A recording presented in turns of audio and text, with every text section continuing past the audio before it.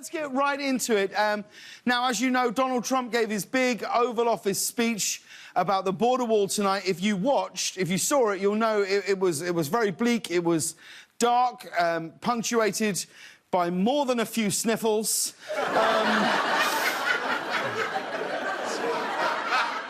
I mean, to be honest, they could have aired a rerun of American Ninja Warrior and it would have been more nuanced, patriotic and reassuring than that.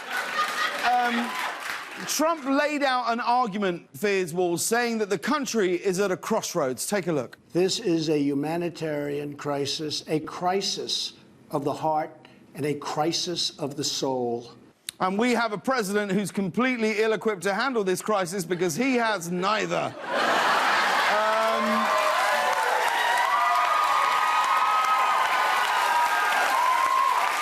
The whole thing was incredibly strange. Later on, Trump had this to say about funding for the wall. Take a look.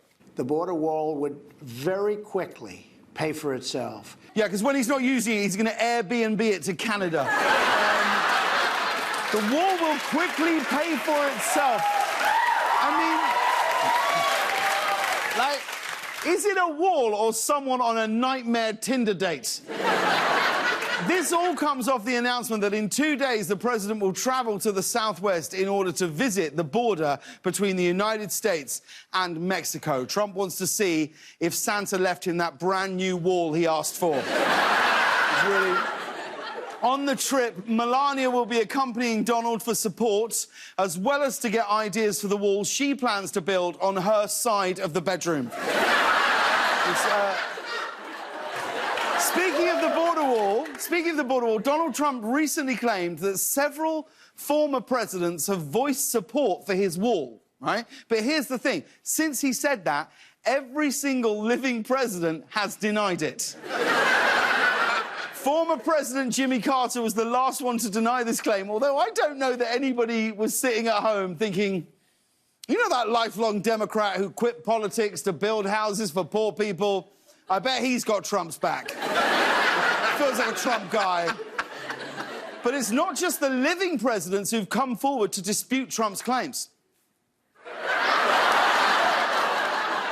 And this statistic really caught our attention. The Washington Post says that Donald Trump has made 7,645 false or misleading statements as president. Yeah, that's just from tonight's speech. Now, Donald Trump says that the report isn't true, and if you don't believe him, he's got every single living president to back him up on that. And finally, some French news, or as they call it in France, news. The first restaurant in Paris created exclusively for naked diners has announced its closing due to a lack of customers. Yeah. I know, what a shame. Is this a shock to anyone who thought this would work? Scalding hot soup and no pants don't mix.